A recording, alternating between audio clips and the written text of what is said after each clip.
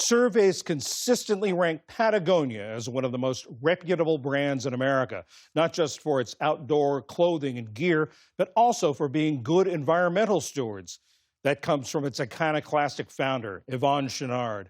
When he retired, he didn't cash out by selling the billion-dollar company. He transferred it to a trust that uses Patagonia's profits to combat climate change and protect undeveloped land. The story of both the company and its founder is told in a new book, Dirtbag Billionaire: How Yvon Chouinard Built Patagonia, Made a Fortune, and Gave It All Away. Earlier, I spoke with the author, David Gellis, a reporter on the New York Times climate team. I asked him to explain the book's title. Well, a lot of people hear the title and think I must not have liked the guy, but quite to the contrary. Yvon Chouinard himself actually calls himself a dirtbag. In the climbing community that he came from, a dirtbag is actually a term of endearment. It refers to someone who's so unenamored with materialism that they're content to sleep in the dirt. But when he heard the title of the book, he actually didn't like it. Not because of the word dirtbag, but because of the word billionaire. He never wanted to be known as a billionaire.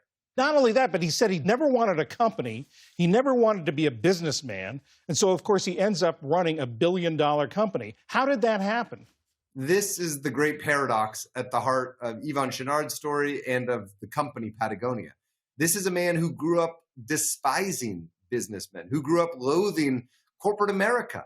And yet, nevertheless, he wound up running a company with more than $1 billion in annual sales. How that happened? He wound up making products that people really liked.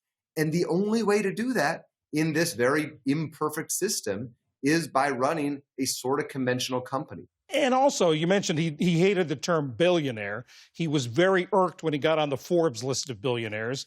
How did he handle that sort of psychologically and internally? How did he deal with that? The day he was placed on the Forbes list of billionaires for the first time in 2017, he called it one of the worst days of his life.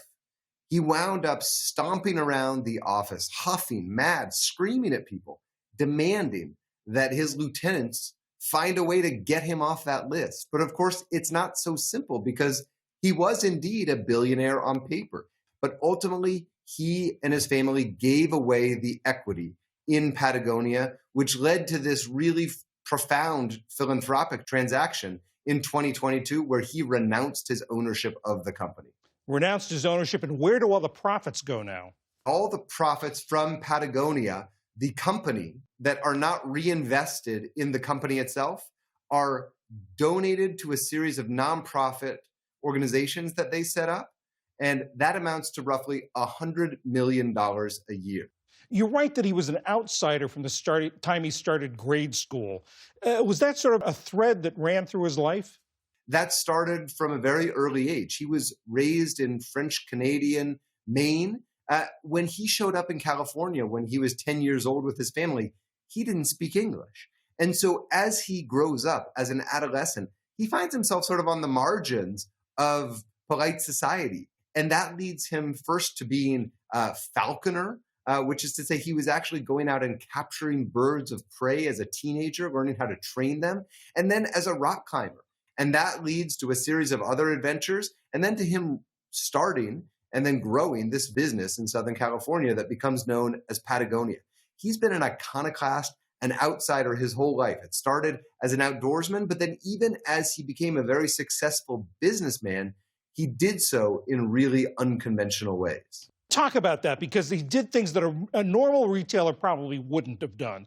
He had a very popular product line that he just ended because he thought it was damaging rocks, damaging the earth. This is one of the patterns that repeats itself. This notion that Yvon Chouinard was willing to just disavow a popular product line if he discovered that it had a negative environmental impact. He did it very early on when he discovered some of the climbing gear he was using was damaging the rocks that he was climbing. And he did it again in the 1980s when he discovered that conventional cotton, which at the time was being treated with formaldehyde, all sorts of other toxic chemicals. When he understood that, he said, we're switching to organic cotton. Now that meant sacrificing something like 20% of sales overnight. But he said he was going to do it because it was more important to him to run a company that had high ethical and environmental standards than it was to just keep pursuing profits or even sales at all costs. You talk about it at the end when he gave the company away. He said he hoped that he would influence a new form of capitalism that doesn't end up with a few rich people and a bunch of poor people. Are there any signs that that's worked, that influence has been felt? I think it's too much to ask one company or even one individual, someone like Yvon Chouinard, to change the whole course of capitalism. That's a tall order. What I can say with confidence is that over the years, Patagonia really has had an impact on other companies and on corporate America at large. And you can see its influence in groups like the B Corp movement, in groups like Time to Vote, the Sustainable Apparel Coalition, the Textile Exchange. These are all initiatives that Patagonia and Yvon Chouinard actually helped start very quietly in the background.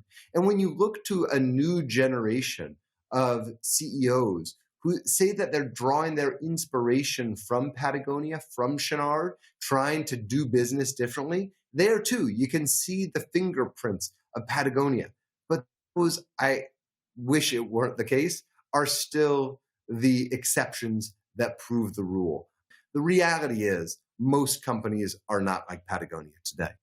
David Gelles, author of Dirtbag Billionaire. Thank you very much. Thanks for having me.